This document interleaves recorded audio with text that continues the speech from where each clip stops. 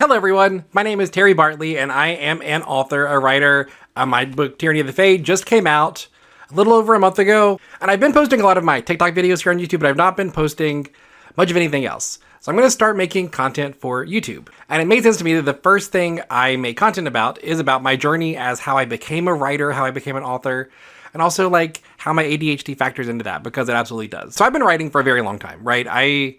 Whenever I went to college for broadcast journalism. Even before that, I was writing a blog in high school. I've always written to some level, not quite professionally, but in this like semi-professional space where it's like amateur, but like I'm trying to be professional, right? And then I've done that to some capacity for much of my life. After I left college, I did like some comic book writing. I had a number of blogs where I did like fan reviews and like interviews and those kind of things, various podcasts. And basically I would sort of like do things for a while until I couldn't. There was always some barrier, whether it was money or time or something, or like my job got too busy, or like some other job opportunity came up and then I had to like go do that. And this sort of like kept happening. Like I kept kind of like getting close to where I wanted to be, and then like having to start all the way over because I ended up like giving up what I was doing to do some other thing. And I really didn't know what this, I just thought this was my life. You know, this is just how I choose to live my life, and it is what it is, not a big deal. And that's kind of like where I landed for a long time. So I volunteered with this organization called the JCs or JCI USA. I served as a member, and I ended up being part of this like fellowship class. Like it was a class of like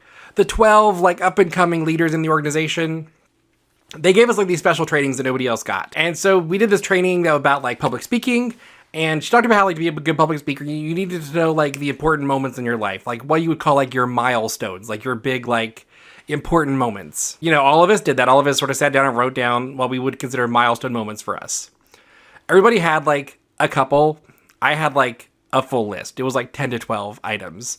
Because it was like, I did this, then I did that, then I did that, then I did that. And they all felt important. You know, like every time I would get a new job, I was like, this is the thing I'm meant to do. This is like my passion in life. I finally found this thing.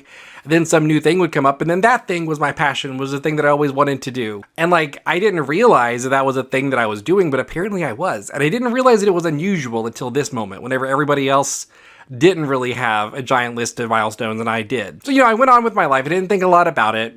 And then one day I was watching the channel How to ADHD by Jessica McCabe, and they did a video about the wall of awful, which is this idea of like whenever you don't do something, you convince yourself other reasons why you don't do it, and it becomes like this ever-increasing wall that makes it harder and harder and harder to do the thing that you originally didn't do.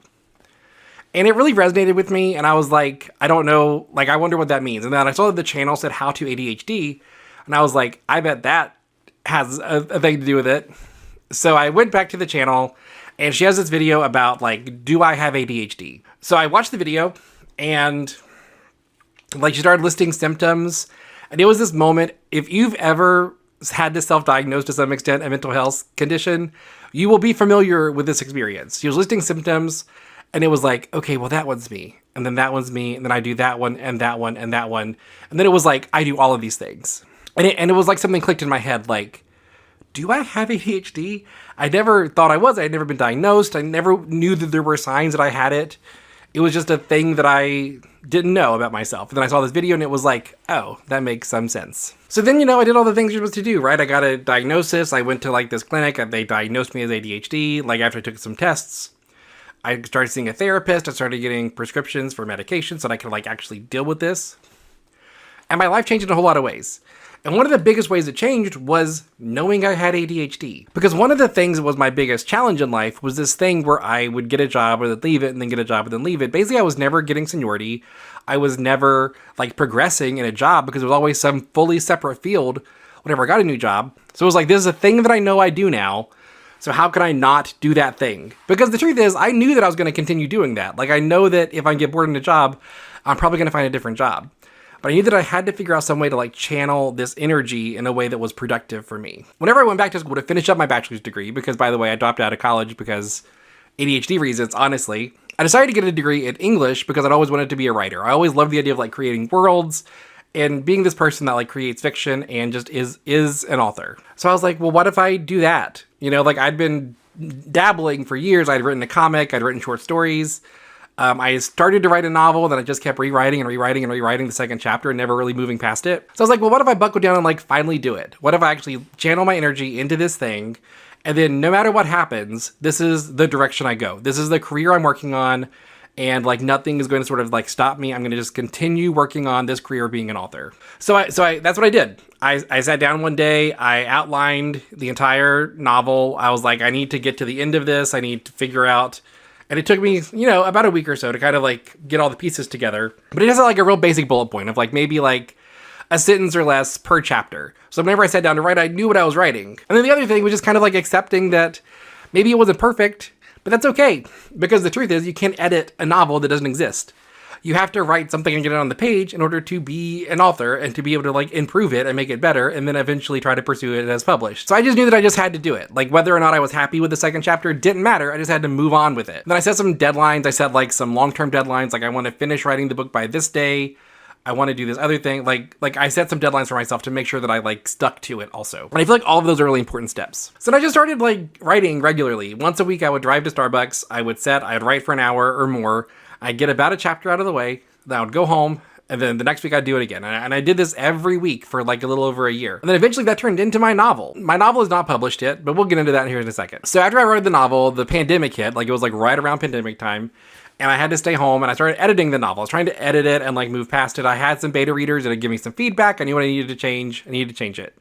So I was editing it and I just really didn't know what I was doing. I didn't know like where I wanted to go with it. And the truth is, I just didn't know that I needed an editor, that like you should have an editor to like help you figure out like the big stuff to make your novel better. And like that's the thing that I really only recently realized like within the past, year or so. So then I was like, well, I just got to do something. I got to keep writing again because I miss writing. If I don't write and make new original things, like I'm not as happy. Like writing kind of like gives me some level of joy and satisfaction. So I decided I was going to write short stories. I was just going to write a short story set in the same universe as the novel, primarily doing like side characters because the main characters have more story to tell in the novel and theoretically a book series if that comes after that. So I would write about the side characters and just kind of like give them adventures.